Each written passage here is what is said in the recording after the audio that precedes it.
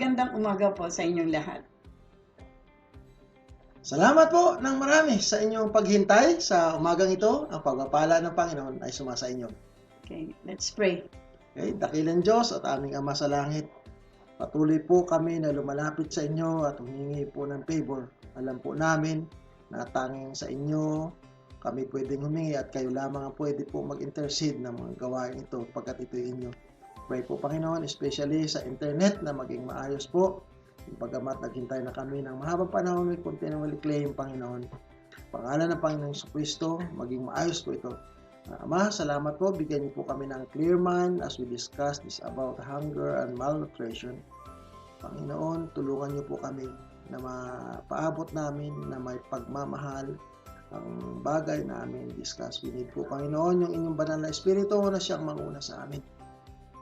Prepare the heart din po, Panginoon, ng mga tao na makikinig. Nawa kayo ang patuloy na gumabay sa kanila, na makita po nila na ang hunger at malnutrition could be fixed. Tumagitan po, Panginoon, ng pagmamalasakit namin sa aming mga kababayan na nangailangan ng tulong, pagkain man ito o anumang bagay ang kanilang kailangan. Ama, salamat po. Palaan niyo po yung aming mga naghihintay na mga tagapagsubaybay. Ito po yung aming dalangin. Sa pangalan ng Panginoon Jesus. Amen. Amen and amen. Okay. Maraming salamat po sa inyong paghihintay. Napakadami po na naghintay na kanina. Binabati namin ang mga sumusunod. Okay, si Gerald Sam Felix at saka yung pamilya niya, yung sina Colonel Orly at Mami Monica Incoy, sina Daddy Roland Marcelo, at si Mami Rebecca, sina Sir Evelyn Tan and family. Okay, si Teacher V and family ng United Methodist Church. Congratulations to Dr. Jenny and Engineer Dispo for their daughter's achievement. Napakaganda po. Maraming salamat po sa inyong mga anak. Pastor Dan Hernais, nasa Texas po. Maraming salamat sa pagsubaybay, Pastor. Si Bishop Warren Lopez and family with Pastora Lani Lopez sa Nueva Ecija po. Maraming salamat sa mga member ng church na nagsusubaybay. Banji Diaz, kasama po yung kanyang anak na si Paul at saka si Ann. Si Cartoni Fernandez, si Rose Calisura, Daniel at Jonathan, at si Kagawa Josie Kalikdan Retrato. Si Okay. Pastor Eddie Pamintuan Rason. Oo, naka-online ngayon po si Sister Cristina Manyoska, now watching. Si Mark Ken, si Paula, si Pastor Edwin Mangante, okay, na nanonood po. Si Pastor Eddie Razon, si kapatid na Alice Faye Montero, at Tite, at ang kanyang butihing asawa si Brent Atitew na nandyan sa BPI. Sila nasa Antipolis sila ngayon. And family, Pastor Virgilio Ventura at kanyang mga anak, binabati natin. Good morning po. Ang mga taga Basa Airways, ang Salangoy family nasa Basa Airways. Nasa Guimaras, Iloilo, si Pastor Mark Anthony Peñaranda. Okay. Si Miss Ortiz nasa Davao. Maraming salamat sa pag-share ng ating program. Si Pastor Alex Animpa Bacon na nasa Bataan. Okay. Kumusta kayo dyan mga taga Bataan? Kay Pastor Maki and Diane Tan. Malimit sila na sa Pastor? Mangkayan. Okay. Si Paula online ngayon. Maraming salamat. Okay. Binabati po namin ang officer ng KKDAT. Ano ba yung KKDAT? Kabataan kontra Droga at Terorismo. Ang kanilang nahirang na presidente ay si Teresa Abaya. Ang kanyang mga kasama ay si Elijah Todyok. Naturuan namin siya sa Trolabades. Yes. Kumusta Elijah? Si Cherilyn Akop, no? Mayroon din silang kasama si Daniel at ang iba pa ng mga officer. Ito of course yung kanilang chairman, the Honorable Baguio City Councilor Levy Lloyd Brasa Orcales. Okay? Binabati namin ang mga kasamahan din sa Baguio City Police Officers. They are the police officer, lalo na pastor doon sa PCR. Binabati ko po yung sa Compact 1, si Second Lieutenant Olga. Doon po sa Station 7. Ang aking mga tiruan sa squad. At doon po sa PCR, good morning po sa inyo lahat. Kay Chaplain Jonathan Che. Okay, from Procor. At yung mga SK officer natin, binabati natin, Pastor. Okay, Joshua is watching also right now. At maraming salamat sa paghihintay nyo po. Medyo lang ang ating internet ay mayroong kadahilanan. Ang ating pong topic ngayon ay hunger and malnutrition. Ihanda nyo po yung... Sina Henry po Francisco sa Canada, si Brother Roland sa New York, sina Nen at Mike sa Canada. Maraming salamat po sa inyo. Sina Joy at Mike sa Oman. Okay. Maari sa kanila ay medyo maaga pa ngayon, Pastor. Kaya good morning sa inyong lahat. Okay? Sa Oman is 4 hours delayed sila. Sa mga 4 o'clock pa lang ngayon sa kanila. Okay, patuloy natin, Pastor, yung ating topiko, hunger or hungry. Marami ba ang nagugutom na tao? Ang Manila Bulletin po, published September 27, 2020, last year, by Del Nazario, there are more than 7 million Filipinos households have experienced involuntary hunger at least once in the past 3 months, hitting a new record high according to the latest Social Weather Station survey. Overall hunger rose in the Visayas area, up from 27.2% or an estimated 1,300,000 families in July 2020 to a new record high of 40.7% or an estimated of 1.9 million families in September 2020. This surpassed the previous peak of 27.9% in December 2009 in this area. Okay, it is also rose in Mindanao. Tumaas po din, up from 24.2% or estimated 1.4 million families. Pamilya po ito hindi individual. In July 2020 to a new record high. 37.5% of the estimated 2.1 million families in September 2020. Nakakalungkot po. This surpasses the previous record of 33.7% in December 2008. Okay, 2008. It rose in Metro Manila up from 16.3% or an estimated 546,000 families. Isipin nyo, pamilya po yan In July 2022, a new record high, 28.2% of an estimated 941,000 families in September 2020. This surpassed the previous record of 27% in December 2009 o 2009. Okay, binabati po natin si Pastor Rodney Ibardon na nandyan po sa Pinget, Baguio City, at si kapatid na Brent Atito Sr. is watching in Antipolo. Maraming salamat po, nagising na kayo. Okay, patuloy po natin. Also rose in Balance Luzon. In Luzon naman, up from 17.8% or an estimated of 2 million families in July 2020 to 23.8% or an estimated of 2,600,000 families in September 2020. This is the highest since the 24.3% in 2014. Data were gathered through a mobile phone interviews of adult Filipinos, this is 18 years old and above, randomly drawn from the database of mobile phones number compiled from SWS national and sub-national representative face-to-face survey since 2017.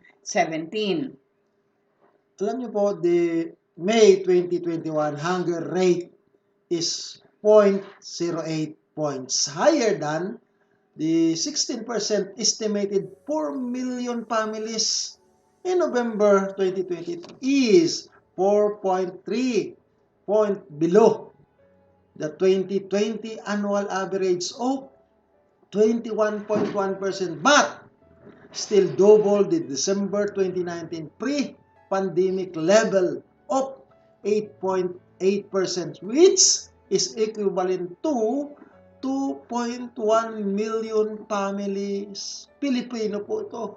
In Mindanao, now has the highest incidence of hunger with 1.2 million families, followed by the Visayas at 776,000 families. Balance Luzon at 1.8 million families, and Metro Manila with 496,000 families. Ito po katindi po, no? In November 2020, hunger was at 23.3 or equivalent to 780 families in Metro Manila. 16%, 909,000 families in Mindanao, and 14.4 or equivalent to 1.6 million families in Balance Luzon, and 14.3 or equivalent to 674 families, 674,000 families in the Visayan area. How many people go hungry in the Philippines or have the malnutrition in 2021? 4.2 million Filipino families stays hungry in May 2021. This is the survey of SWS last July 13, 2021. Latest lang. Every year, more than 3 million children die from hunger-related causes. We can save them. How? Nutrition during childhood shapes children in ways that last a lifetime. Okay. Naalala ko po noon, yung mga kabataan na nag-aaral, mayroon pong Nutriban talaga pang super nutritious po. Kaya sana yung ating nasa gobyerno, maalala nila ito, yung nakakaabot po nito. Yes. Some of the basic causes of hunger are societal, such as, okay? Number one po yung poverty talaga. When people are in state of poverty, they lack the resources to cover their basic need, such as food, water, and shelter. The three, no? Conflict, gender inequality, seasonal changes, natural disaster, lack of access to safe water. Yeah, ito talaga ang mahalaga sa atin na makita natin. Poverty is the main cause of hunger in the world. This is true in rich and poor countries alike. It is true no matter whether people live in urban or rural areas. Most people who are hungry are living in extreme poverty, defined as income, no? Ang sabi nga sa dollar is 1.90. Ang equivalent nito ay 95 pesos a day or less or nothing, no? The largest group of people in the world extreme poverty are smallholder farmers in developing countries like ours, no? Yung mga farmers natin, kasi naghihintay po sila na halimbawa 6 months ang harvest, in the 5 months na inipon nila, wala po silang kakainin for the next months. Hunger rates rise when national or local economy is on a slump. People lost jobs, cannot find work. Once the economy improves, some people continue to struggle to find work. Yeah. In single-parent families, the parent may not be able to take a job or work enough hours because of no child care option.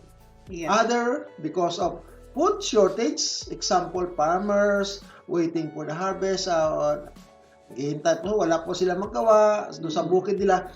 Poor infrastructure causes hunger by making it difficult, sometimes impossible, to transport food to the areas where there are shortages. Unstoppable market price of good go higher and higher. Low income cannot afford to buy these foods. Yeah. Patuloy natin batiin ang mga sumusunod, si Sir Dalia Gutierrez na nasa Brookside. Okay. Si Carol, kapatid Carol Maningas na nasa San Jose Del Monte, Bulacan. Maraming salamat sa inyong pakikinig dyan. Number 4 po, ang causes nito, climate change is damaging food and water.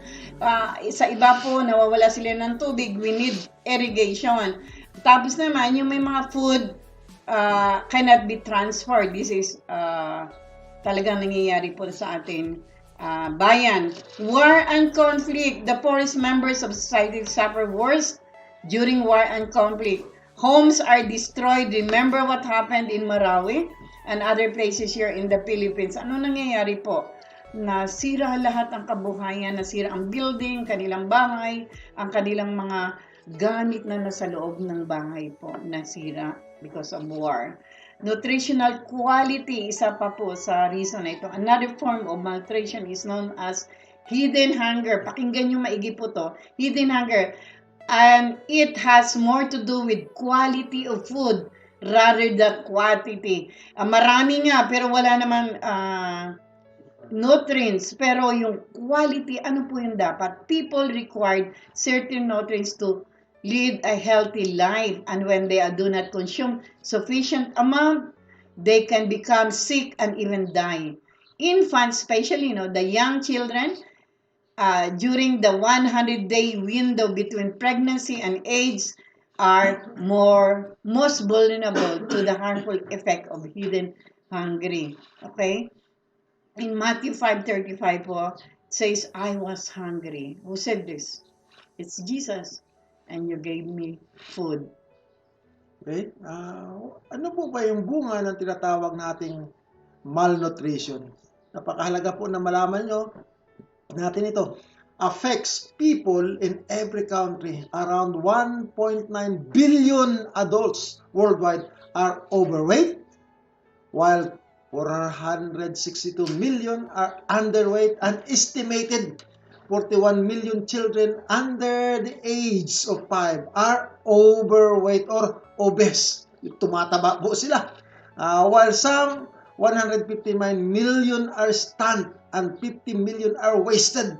Adding to this burden are 528 million or 29% of women of reproductive age around the world affected by anemia, Yes. for which approximately half would be amenable to iron supplementation. Yeah, nakita niyo po, akala niyo kumakain ng dahil mataba siya, pero kulang po sa nutrients ang yung sinasabi na tabang hangin, no?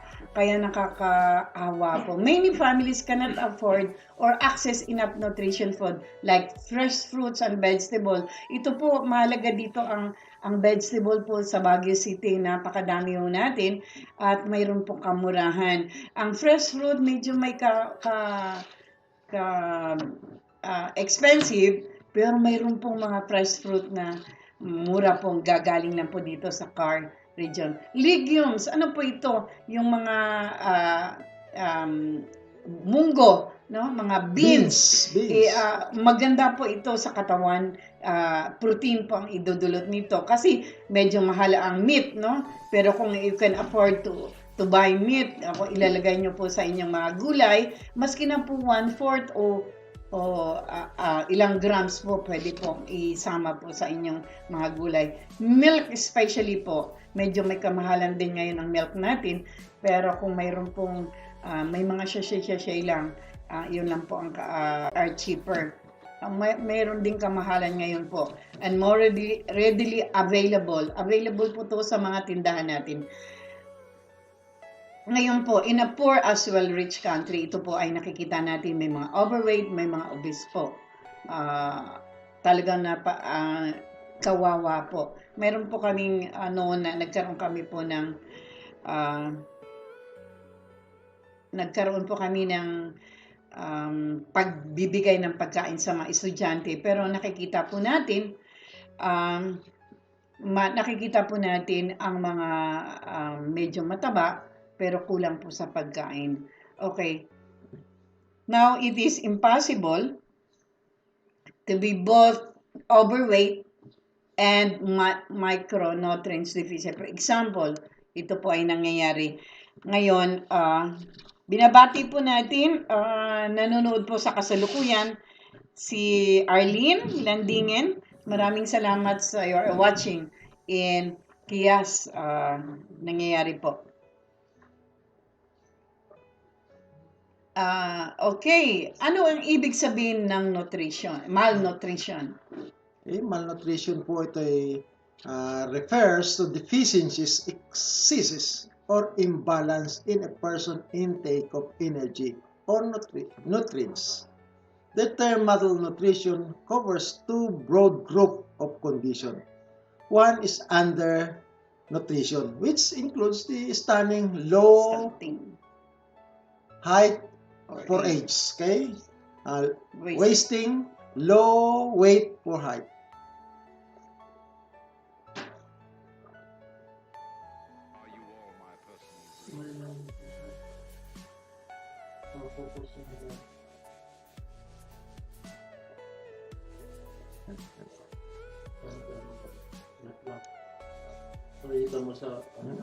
Okay. Everything you know is in your mind.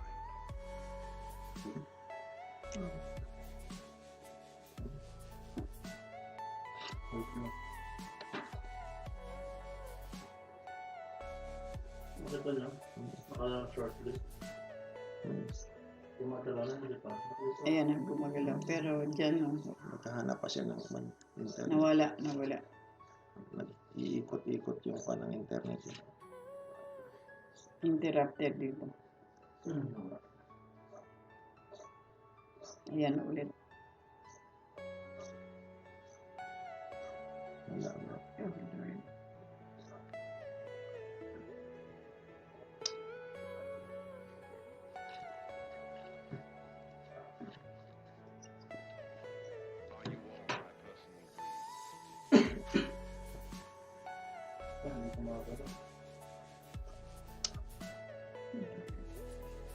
Punta na na itong dito sa dito.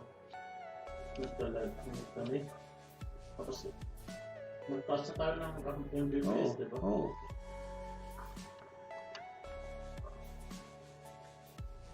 I-check mo nga kung ilan Mbps na lumalabas. Wala naman mga standby dyan sa kapitbahay. Baka nakakukuha ng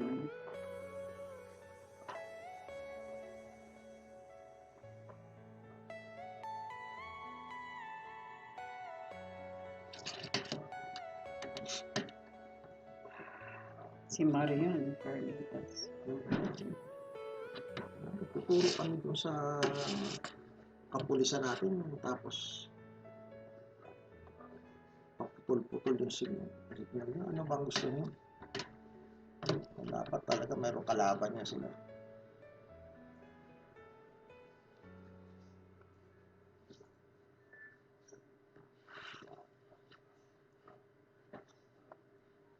Nache-check mo ba kung ilan lumalabas? Bagsak. Ayan.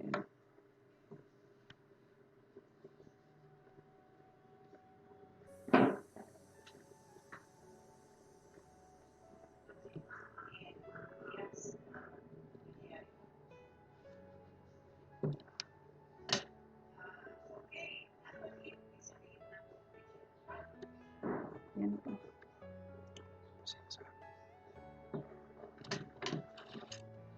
Okay? What is meant by malnutrition? Malnutrition refers to deficiencies, excesses, or imbalances in a person's intake of energy or nutrients. The term malnutrition covers two broad groups of condition. One is undernutrition, which include stunting, low height for age, okay? Wasting, low weight for height. Underweight, low weight for age. And micronutrients deficiencies or insufficient means a lack of important vitamins and minerals that is needed by the body. The other is overweight, yung sobrang namang tumaba, obese, and diet-related or non-communicable diseases such as heart diseases, stroke, and diabetes, or cancer. Okay, binabati natin si Arlene watching nasa Kias at si Marion watching also from Brookside. Maraming salamat sa patuloy niyong pagsusubaybay. There are 4 broad subforms of or undernutrition. Number 1 is wasting. What is wasting? Wasting is defined as the low weight for height. Kung maliit ang kanyang timbang sa kanyang taas. It often indicates recent and severe weight loss. Masyadong talagang bumababa ang kanyang timbang. Although it can also persist for a long time, it usually occurs when a person has not had food of adequate quality and quantity and or they have had frequent or prolonged illnesses. Okay, ano naman ang ibig sabihin ng stunting? Is impaired growth and development that children experience from poor nutrition, repeatedly infection, and inadequate psychosocial stimulation. Ano naman yung underweight and deficiencies in vitamins and minerals? Undernutrition makes children in particular much more vulnerable to disease and death. Low weight for height is known as wasting. Okay, makikita po natin kung nakikita nyo sa timbang po. Ang normal, kailangan ng weight po is okay doon sa kanyang height. Ang wasted naman po, mas mapayat siya sa normal. Okay?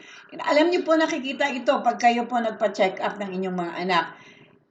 Stunted po, shorter than the normal height. May height po, kung halimbawa 5-year-old ka, dapat ang height mo ganito, no? Ang wasted and stunted, thinner and shorter than normal. Okay. Wasting and stunting are very different form of malnutrition. Stunting is a chronic and its causative factor are poorly understood. Hindi maunawaan, di ba? Stunting usually does not pose an immediate threat to life and in relatively common in many population in less developed countries. This is not to say that it is unimportant, okay? Just less important than wasting in humanitarian emergencies. Wasting result from a acute shortage of food. Is reversible with repeating. Pwede po pakainin sila ng masarap uli na pagkain and has relatively high mortality rate. Yes. These reasons, wasting is the highest priority form of malnutrition in humanitarian emergencies. Yes. Binabati natin si Pastor Edwin Manganti and family. Is a pastor at the same time kagawad po ng Burgos Barangay. Malnutrition affects the function and recovery of every organ system. Number 1 doon ay ang muscle function. Weight loss due to a depletion of fat and muscle mass, including organ mass, is often most obvious sign of malnutrition. Hindi po kaya niyang kumilos, no? Cardiorespiratory function, yung kanyang heart, hindi mabuti ang function nito. Gastrointestinal function, immunity and wound healing, and psychosocial effects. Alam nyo kung kulang po sa nutrition, madali po, ang sugat po matagal gumaling, no? At yung psychosocial effects po nito, either mahiyain siya or hindi alok sa ibang mga tao. At palagi palagi may masakit ang kanyang tiyan because kulang sa nutrients, no? At ang function ng kanyang ano po ba yung palatandaan na tinatawag nating malnutrition sa mga adult? Mayroon mga malnourished kahit ng mga mga adult. adult po, mayroon siyang malnourished. Kala natin okay Mga sa lang, bata hindi. lang. Lalo sa panahon po nito. Reduce appetite. Ito po one of the sa mga adult pastor. Lack of interest in food and drink, no? Kasi kailangan uminom ng tubig, no? Walang makain na nga, hindi pa inom ng tubig. Feeling tired at all time. Ito yung maraming palaging kinakapos ng lakas, no? Feeling weaker, no? Every time na talagang na hindi lang nalulungkot po, very weak talaga, cannot move freely. Getting ill often and taking a long time to recover.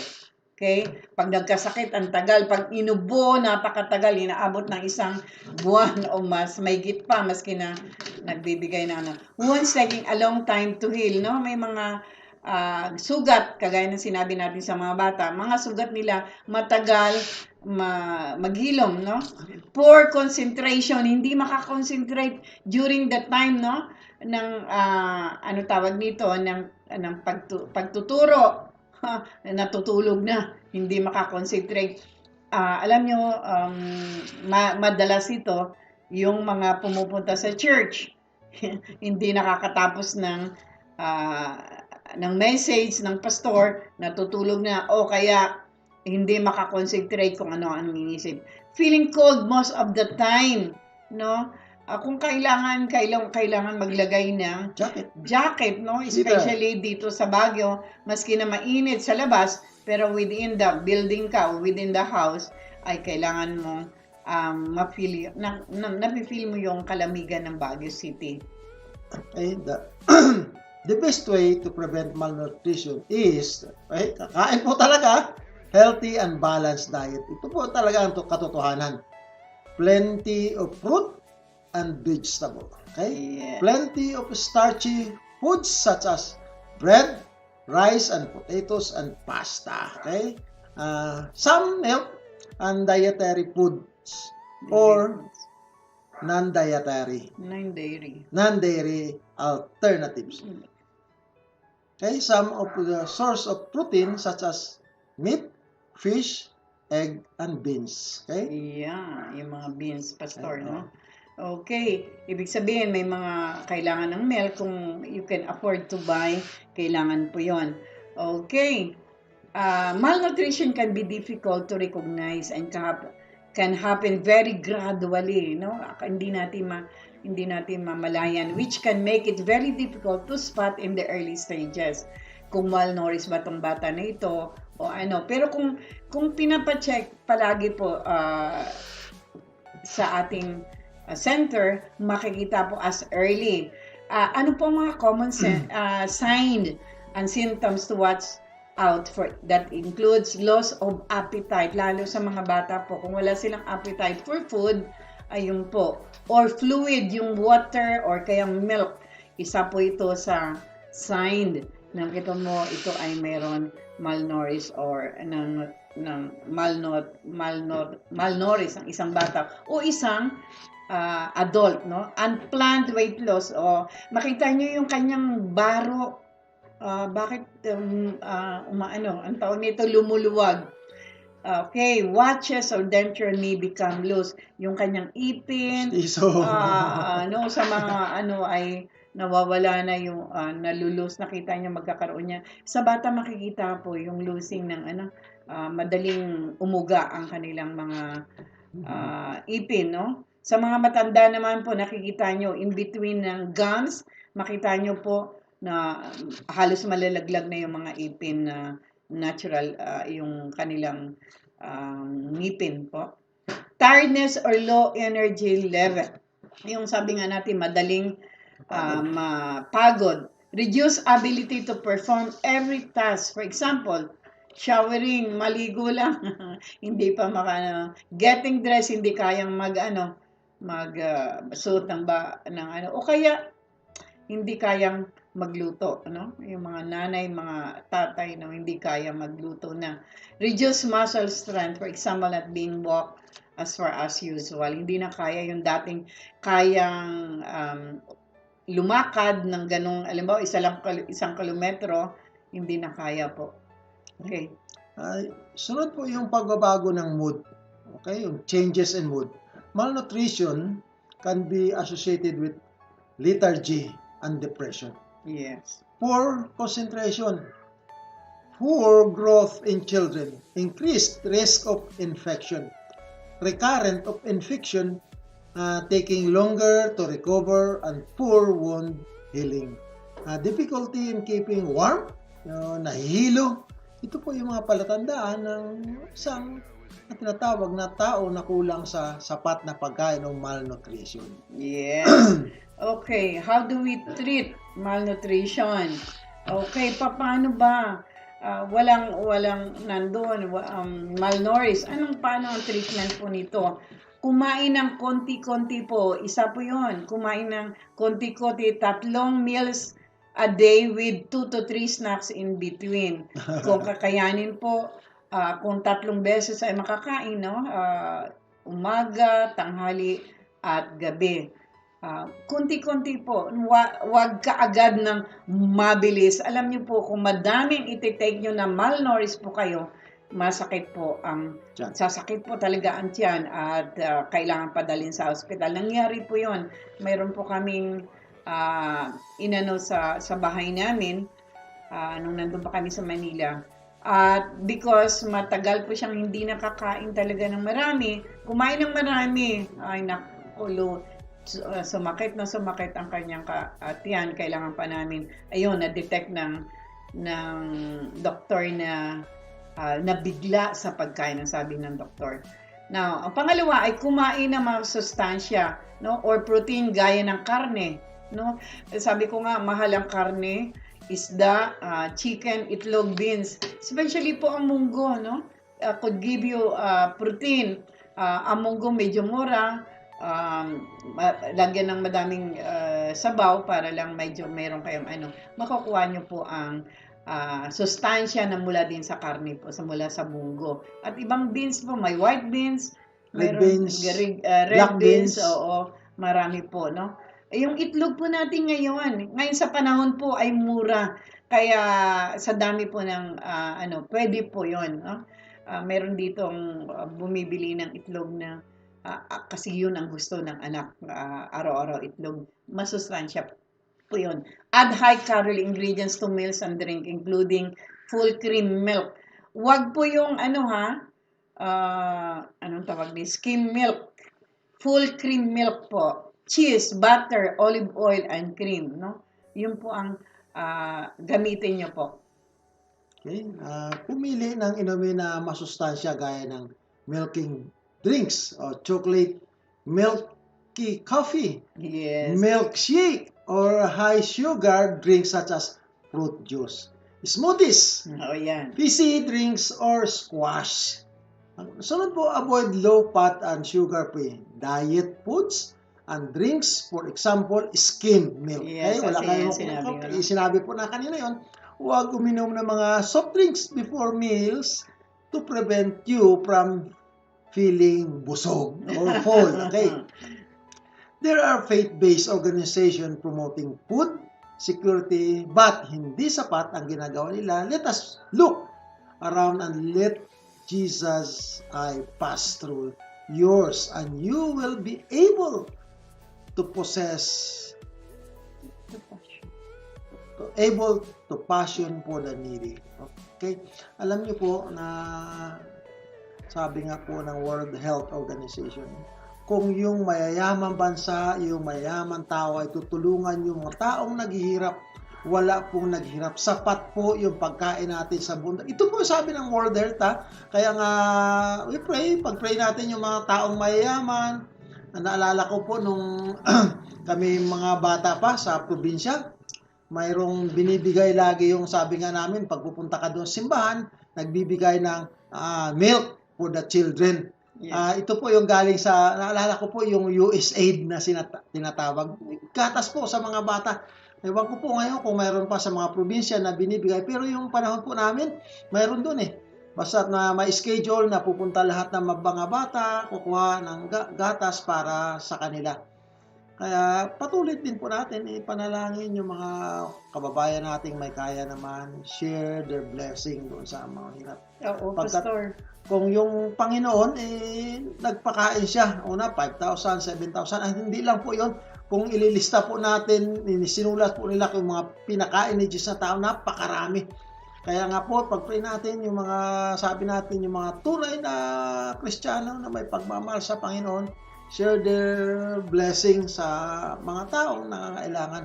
Kasi hindi naman po lahat ay may capability na magkaroon po ng tinatawag natin good salaries sa kanilang trabaho. Okay, Pastor, naalala ko sa isang topic natin, there are 14,000 only, no, na millionaires. And that hindi sapat magbigay ng tulong sa 110 million Filipinos, itong 14,000. ang prediction nga ay by 2021 there will be a 19,000 millionaires. Ibig sabihin, mag-increase in spite of the pandemic, maraming yayaman. Pero hindi po sapat na magtulong sa ating mga Pilipinos. Ano po ang buhay ngayon ng mga mahirap, gaya po ng nakikita po natin sa lansangan, at sabi nga natin kanina, yung may mga percentage, how many thousands are really starving? And then resulted to malnourished po. Anong mangyayari? Tayong mga anak ng Panginoon, hindi kailangan tayong dumami ang ating. Alam nyo ba? Alam natin to ang prinsipyo na ito. Pag tayo nagbigay, lalo po tayong bibigyan ng Panginoon. Alam nyo po yon? Ito yung prinsipyo, nagbigay tayo. Ano ba ang kasapatan ng isang anak ng Diyos? Mayroong kahirapan? Yes. Pero pag nagbigay po, masarap po sa puso. No? Lalo na sabi ng isang pastor na nakatanggap, ang sarap palang makatanggap mula sa kapwa mo manggagawa. Alam niyo, napakaganda po. Kung ano po ang kailangan nyo, isipin po natin, kailangan ba ito? Or kailangan ba ng ibang kasamahan natin? O ibang nagugutom?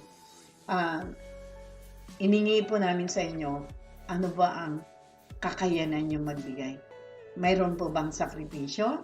Marami po nagugutom. Tumingin po kayo sa paligid. Tumingin po kayo sa paligid. And God or Jesus will use your eyes to see the need of the people. At pag nakita nyo po yon, you can release blessing to them. And the Lord will release His blessing to you. Ito pong nakikita namin. Paggamitin natin ang ating mga mata, nagagamitin nyo ng Panginoon, makikita po natin ang passion, ang ating love sa people who are hungry and malnourished, especially, no? Sabi nga, Pastor, let's join us in our prayer for a hungry around the world, especially in the Philippines. Napakarami po. And others who are working to feed them. Maraming tao na nagtatrabaho just to feed them. Mayroon kaming isang kaibigan na nagtatrabaho lang siya para lang talagang makatulong sa iba. Ano ba yung kasapatan, no? Pag ikaw ay nagbigay sa iba, sabi nga, the Lord will use you to be a blessing. Ginamit nga na illustration ni Pastor ay parang tubo yan, no? Kung patuloy dumaloy ang tubig dyan, at wag tatakpan, wag sasarhan ng gripo, magtutuloy po yan. No? Just because hungry has persisted does not mean it has escaped God's notice. Nakikita po ng Panginoon yun. No? Nakikita niya rin kung sino po yung marunong magbigay. No? Because if you love God, God's love will be penetrated. Ang sabi nga ng isang pastor, kung sino po yun ang kasama mo palagi, makikita kung sino ka. God always keeps His word. He gives justice to the poor and food to the hungry. Ito po yung Amen. sinasabi niya, no? Sa awit 146, verse 7. God always keeps His word. He gives justice to the poor and food to the hungry. Ganda. Let us have the eyes and heart of Jesus. Napakaganda po. Okay? Ang Diyos natin ang gumawa ng langit at lupa, and dagat, and everything in them. He keeps every promises forever. Ito po yung katotohanan. Naranasan po namin ito. Kaya nga binabahagi po namin whatever we have, we share doon sa iba. Napaka ano po. Gusto mo din natin batiin si Shaira na nakikinig ngayon sa Baguio City, at si Florante right now ay watching. Maraming salamat po sa continuous watching. Alam niyo po, itong topic natin nakakaiyak. If there is love in your hearts, napakadami po. Marami pong manggagawa, nangangailangan ng tulong. Marami pong mga kapatiran na wala ng trabaho, na wala ng pag-asa sa buhay. Dahil, alam niyo po, sabi nga natin, na-discuss natin ang 5 tao, o 3 anak, silang mag-asawa, ay nangangailangan po at least 10,000 a month. Pero kung wala, no? Gaya po ng ating mga kababayan na nawalan ng trabaho. Mga kababayan natin na hindi ahon mula sa kanilang pagkautang, mula sa kanilang pagkasakit, no? Mula sa kanilang sinosustain ng mga anak sa kanilang pag-aaral. Wala po. Kaya napakarami pong nagugutom. Marami pong mga anak na malnourished. Marami pong adult na malnourished. Maraming adult na nagugutom. Sa buong Pilipinas lamang po ang ating dinidiscuss. Although all over the world, billion of people are dying of hunger and malnutrition. Isa pong katotohanan, mayroon nga pong isang akong kakilala na manggagawa na lingkod ng Panginoon. Sabi nga natin, ang Diyos natin hindi nagpapabaya sa kanyang mga anak, lalo na yung nag-serve para sa kanyang gawain. May tinanong niya ako, Pastor, ano po ba ang masabi nyo sa hirap na naranasan namin? Gusto ko na bumalik sa probinsya. Alam niyo po, nakakaiyak. Kami po, nadanasan namin yun na halos wala na po kaming makain. Pero po ang ginawa namin, nagpatuloy kami, sabi nga namin, kung yung Panginoon natin ay Diyos noon, Diyos pa rin siya ngayon. Kailangan lang po ipasan nyo yung pagsubok. Ito lang po aking masasabi sa inyo na para doon sa mga aming kapwa manggagawa. Try to survive yung trial, yung pagsubok na dinaranas nyo. At mararanasan nyo din yung kabutihan at pagpapala ng Panginoon sa inyong buhay.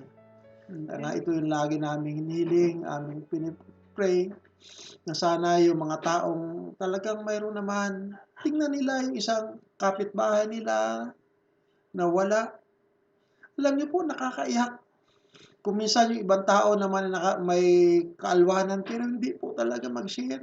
Tapos sasabihin po nila, sila ay Kristiyano. Hindi ko po alam. May nakikita nga po kami dito sa aming palibot, makita mo po sila. Kung isipin mo po, sabi nga, busabos na po sila. Siguro, ginagawa nila, kinakapala na lang nila yung kanilang hiya. Ginagawa nilang walang hiya lang sarili nila. Kahit ano, gagawin nila. Kaya nga, kung kayo ay nakakaalwa naman sa buhay, nakakain kayo na 3 beses ang araw, siguro minsan, i-share naman yung isang pagkain nyo, makita nyo dyan walang-wala yung tao. Kung mayroon kayo namang isda, bigyan nyo siya kahit 1 piraso. Alam nyo ba, na ito yung sinasabi ng Panginoon na ako'y nagutom. pinakain niyo ako.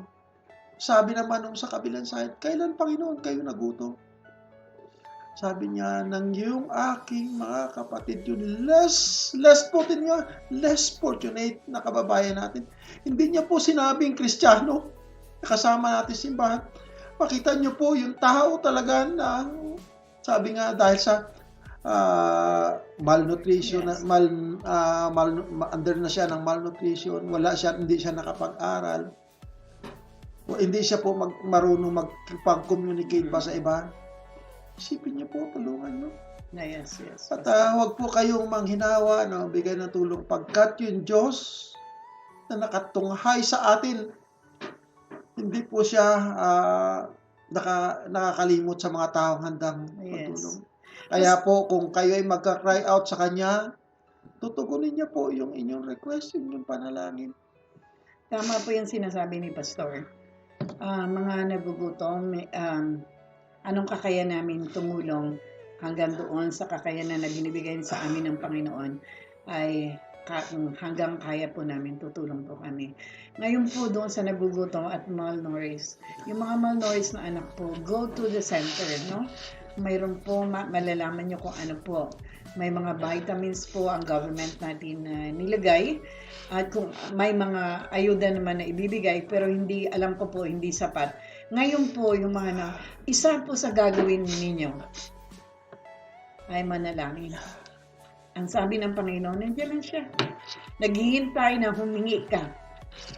Okay, ask and it shall be given. Ito yung sabi, when God promise you, He's going to do it. Kaya humingi, pumunta sa Panginoon, una sa lahat sa Kanya. At kung mayroon pong kapatid o mayroon kayong kilala na mahingian, go to them. Pero hindi po kayo pupunta sa kanila na hindi kayo pumupunta sa ating Panginoon first. And I pray that the Lord is going to bless His power, His blessing, especially to the Philippines po. Alam ko, pagpapalain po tayo ng ating Panginoon. As you come and humble ourselves to Him, ang blessing niya po nakahanda para sa mga taong marunong lumapit sa Kanya at humingi ng tulong. Okay, tayo po ay manalangin. Aming Diyos at aming Ama na sa langit, Abba Father, we feel po yung kalungkutan, dama po namin. As we discuss, there's hunger and malnutrition. Marami po kami nakikita na nagugutom.